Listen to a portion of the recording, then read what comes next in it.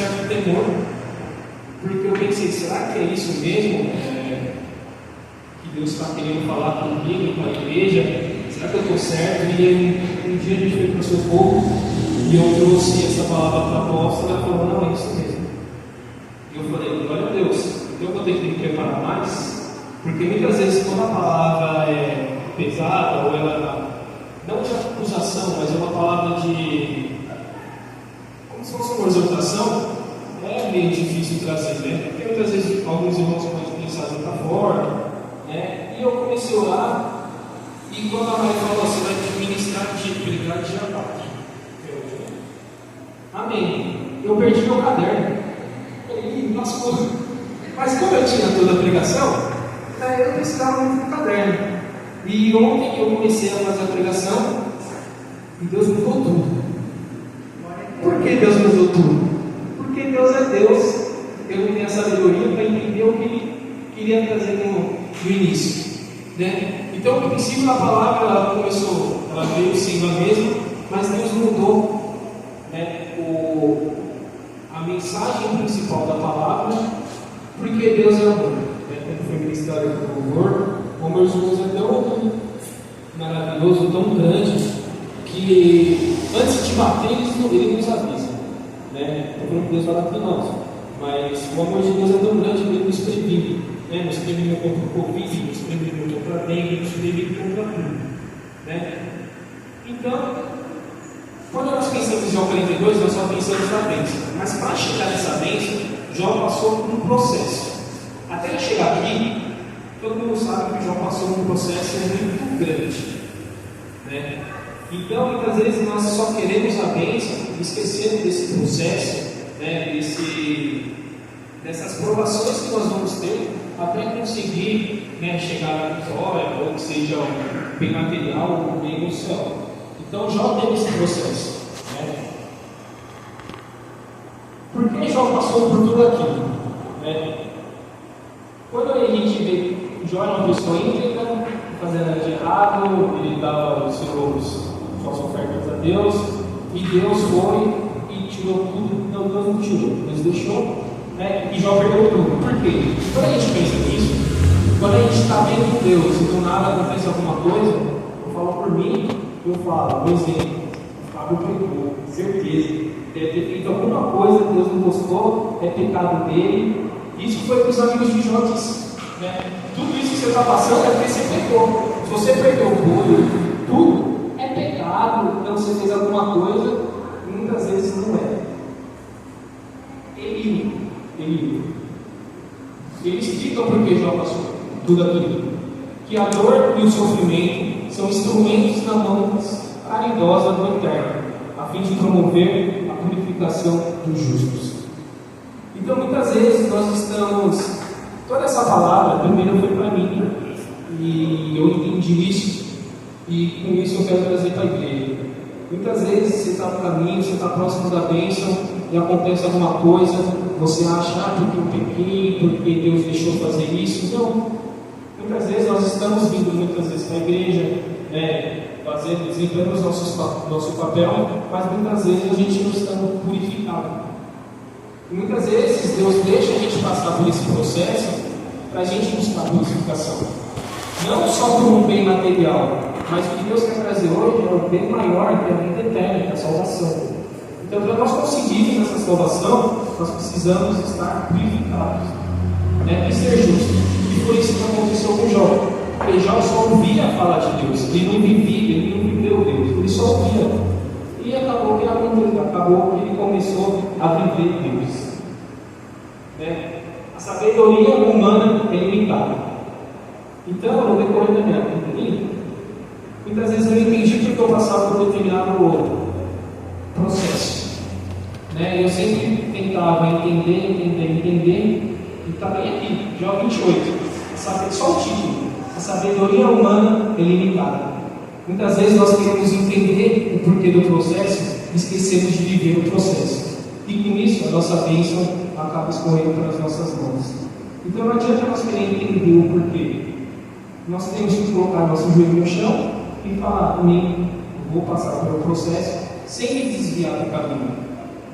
quando a gente fala de sabedoria, eu estou num lugar em Salapistas, onde todo mundo considera o pessoal lá sábio, todo mundo é sábio, só que a sabedoria de Deus é totalmente diferente da sabedoria da terra.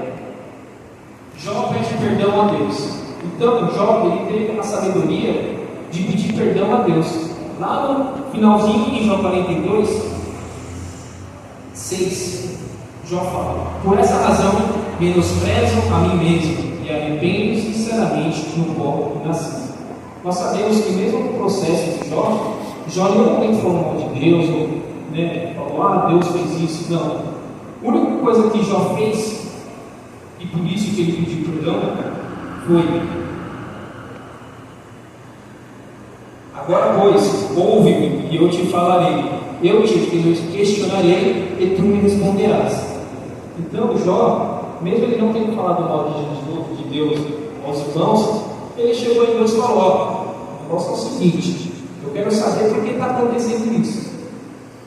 E aí, se fosse hoje, se eu fosse Deus, eu falava: meu irmão, vive e fica quieto, eu não tenho que te dar uma resposta por que você está fazendo isso.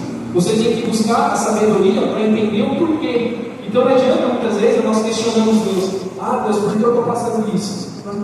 Não adianta, é um processo que nós temos que passar e viver. A verdadeira sabedoria não é encontrada em fontes humanas, ela vem com o dom e presente de Deus. Todos os dias nós vivemos esse processo, né? Não é assim, no mês 4 Deus vai te fazer passar por uma prova, né? Todos os dias, quando nós levantamos, nós passamos por esse processo. Porque Satanás quer tirar as nossas vidas da igreja. O que a gente tem que fazer?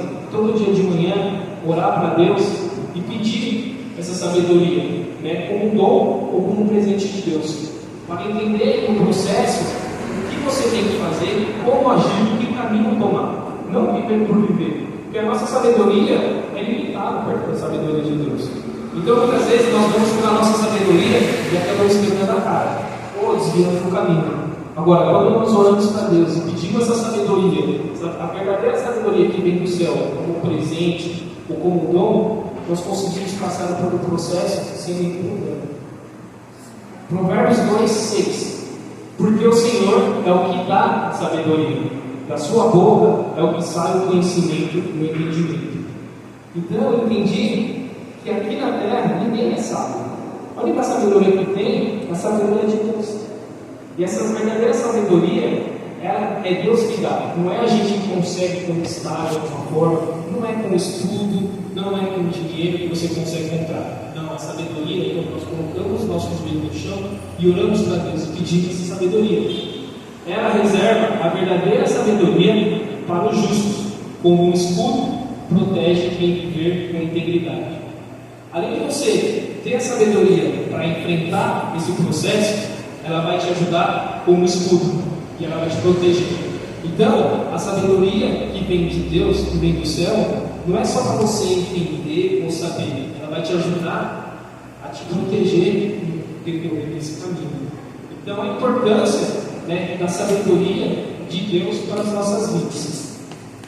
O ser humano não é capaz de perceber o valor do saber. Afinal, a sabedoria não se encontra na terra dos vizinhos. O saber não pode ser comprado com o mais fino ouro, nem será trocado a preço de prata.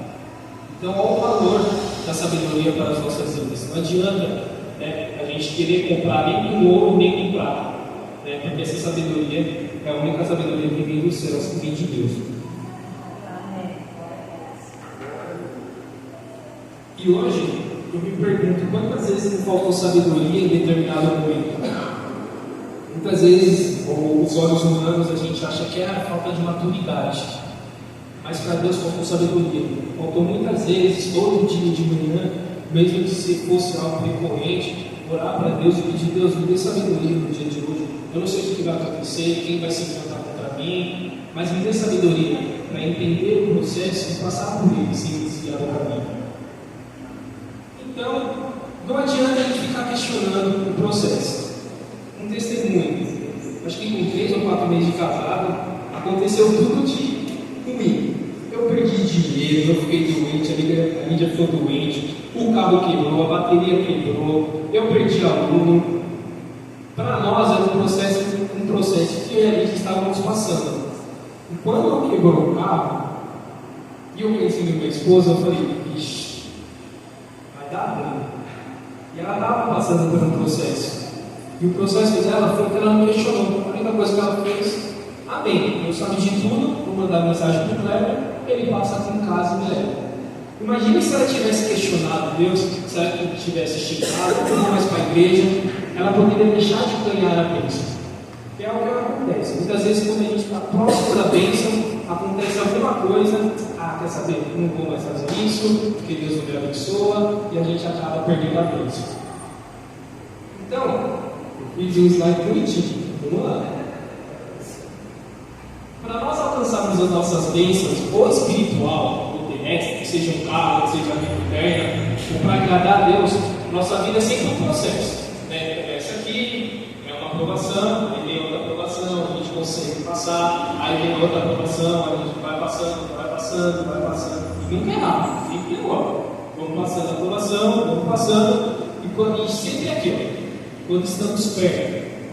Eu estou um exemplo da minha vida. Hoje eu não sou ministro do louvor, mas eu tomo conta, juntamente com a Joana, do grupo novo. Então, eu estou nesse caminho aqui. Sempre vai ter uma batalha. Então, uma dificuldade. Então, voltando. Quando chega aqui no final, ou eles conseguirem a bênção deles, porque é o que eu sempre falo para eles. Vocês estão no grupo de louvor para ficar cantando. Porque se não tivesse vocês, Deus ia levantar a Lia, a Adena, o Rubens, e fosse para cantar. Deus chamou vocês para vocês conseguirem algo. Então, que seja o Nicolas para alcançar o futebol, o Cauã para alcançar o futebol, a Lívia do Rodrigo para ter um filho, a Karine para ter a sua casa própria.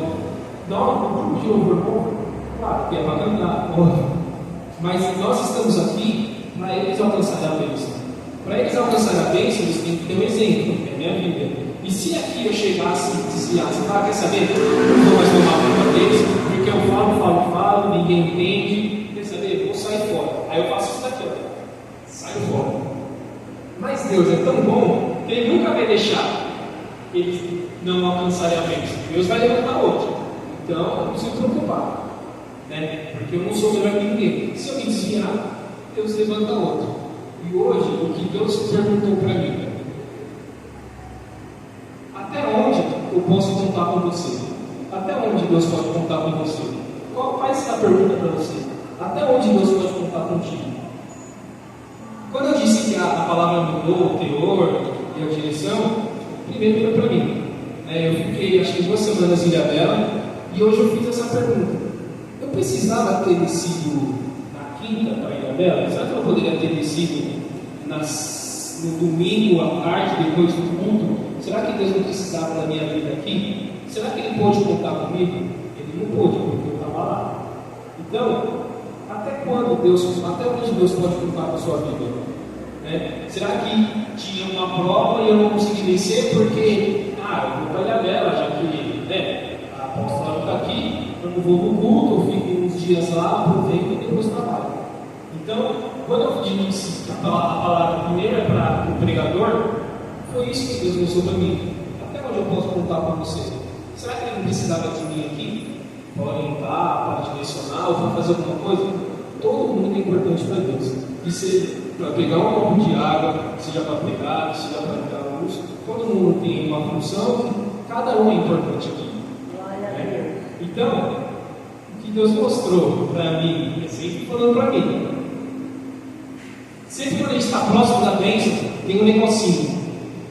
Uma aprovação tão pequena, mas tão pequena, que a gente não consegue. A gente sempre acha que é algo grande, que você vai entender. Deixa eu dar um exemplo. Lá na minha empresa, o Fábio vai chegar e falar: te dou R$2.000 para você assinar isso aqui, falando que está certo.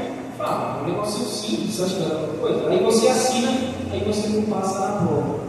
Muitas vezes é uma coisa tão simples que Deus põe na sua vida para você passar, que é isso que te faz não chegar na bênção. Então, por isso que muitas vezes não, por isso que todo dia de manhã nós temos que orar para Deus e pedir essa sabedoria para conseguir passar por essa prova. Que é sempre a prova mais pequenininha, a prova mais boba que a gente fala, isso aqui não deve ser nada não, que a gente não consegue ir nas bênçãos. Então, ele reserva a verdadeira sabedoria para os justos. Um escudo protege quem viver com integridade. Então, muitas vezes quando você pensar, você está no processo, você está na prova, eu quero uma casa, então eu tenho que fazer isso. Eu estou lá no processo todo dia, venho, prego, ministro, falo de Deus, mas aí um dia, um exemplo, falta na igreja. Aí, quando você está próximo de pegar o carro, acontece alguma coisa e você perde. E aí você fala, quer saber? Não vou mais fazer essas coisas, porque se eu faço, se eu estou na igreja, eu não consigo. Aí Deus mostrou, então para e pensa. Lê Jó, lê Jó todo. Jó, perdeu o boi, perdeu o jumento, perdeu o cervo, ovelha, camelo, filho, teve ferido, e nem tudo isso ele deixou de continuar no processo.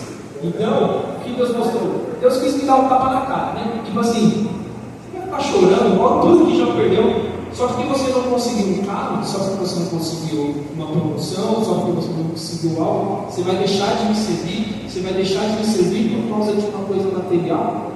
Então, quando nós tivermos esse questionamento, nós temos que parar e lembrar tudo que já passou e no final ele foi abençoado. Né? E aqui entra a parte do cristão morto. Hoje eu entendo aqui que é um cristão morto. Esse cidadão aqui é o cara que vem na igreja, mas ele vem e fica sentado aí. E aí, ele, um exemplo, ele está na empresa e aí a pessoa olha para ele e fala: caraca, esse cara todo dia está com dificuldade para viver, não tem dinheiro, dificuldade para pagar uma conta, dificuldade para trocar de carro, todo dia o carro dele quebra. Eu não quero nada que esse cara me oferecer. Aí tem esse cidadão aqui, que vem para a igreja, continua servindo a Deus, passa pelo processo sem se desviar, então ele consegue viajar, ele consegue trocar de carro, ele faz passeios e tudo mais, e aí o cara na empresa olha e fala: eu acho que eu quero que esse cara tem para oferecer. O que esse cara tem para oferecer é Jesus. Então, o meu pai, minha mãe, o Pino, eles têm o chamado de evangelismo. Eu não tenho, eles evangelizam de qualquer coisa. Mas qual é a forma para mim evangelizar outras pessoas? É aqui. É passar pelo processo com sabedoria, sem se desviar. É ser um exemplo para as pessoas.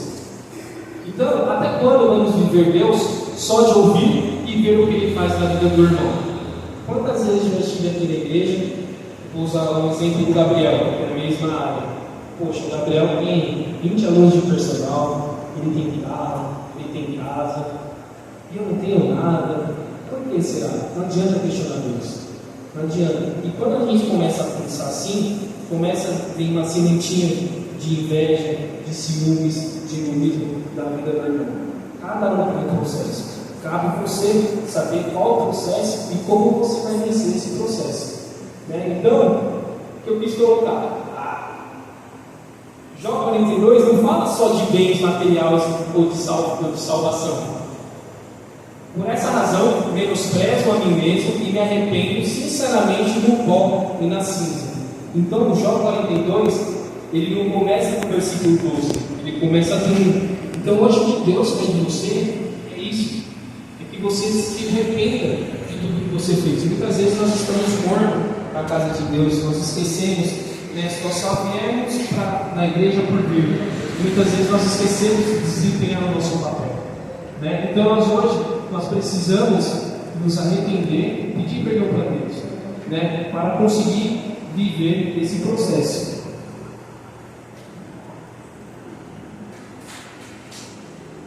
Amém? Me arrependi, pedi perdão para Deus.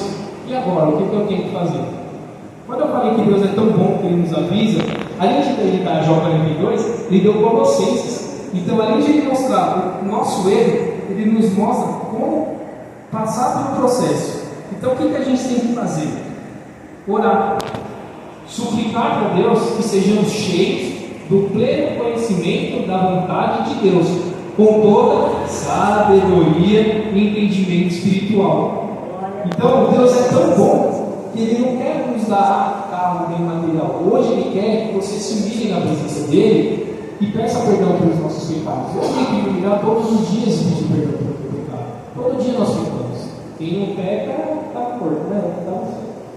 Então, Deus é tão bom que Ele dá para a gente, né, como viver.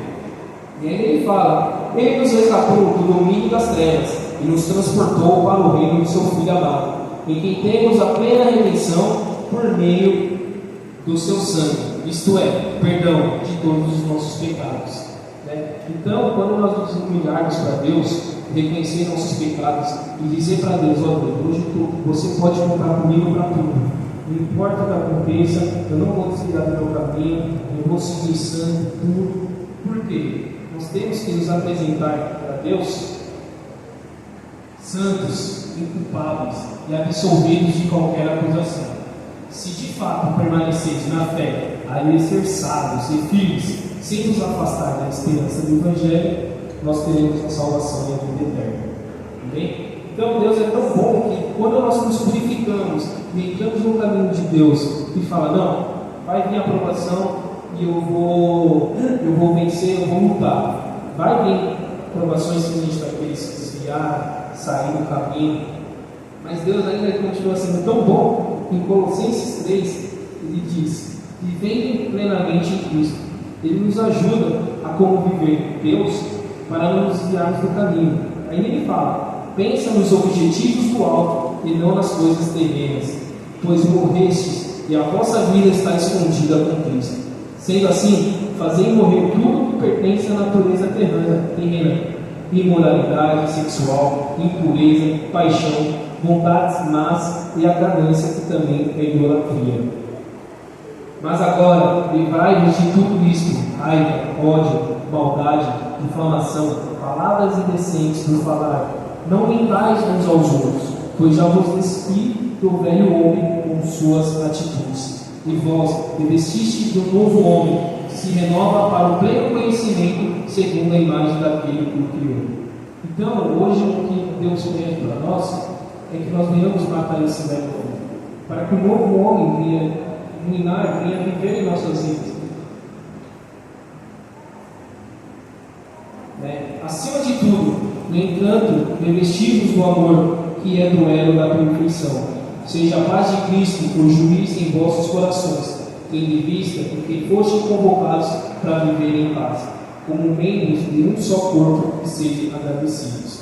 Então, Deus é tão bom ainda, que se você está com uma aprovação com a sua mulher, ou sua mulher está na aprovação, Ele continua mostrando: mulheres, cada um de vós seja submisso ao próprio marido.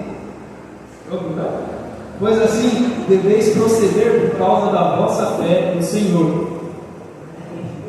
E aí, Deus é assim: maridos, cada um de vós ame a sua esposa e não a trate com grosserias. Maridos, cada um de vós ame sua esposa e não a trate com grosserias.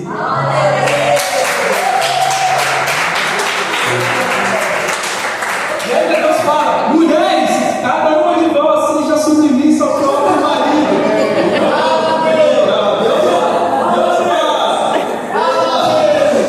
E ainda Deus fala para os filhos: filhos, obedecei em tudo aos vossos pais, porquanto essa atitude é agradável ao Senhor. Aí os pais vão falar: viu, filho, você tem que me ouvir. Mas aí Deus fala ainda: pais, não irritem vossos filhos, para que eles não fiquem desanimados. Portas-vos com sabedoria, para com que os que são de fora aproveitai ao máximo todas as oportunidades. A vossa maneira de falar seja sempre agradável e bem temperada como sal, a fim de sabermos como devereis responder a cada pessoa. Amém? Então a palavra é essa. Eu fiquei muito feliz, como eu disse, porque a palavra primeiramente foi para mim.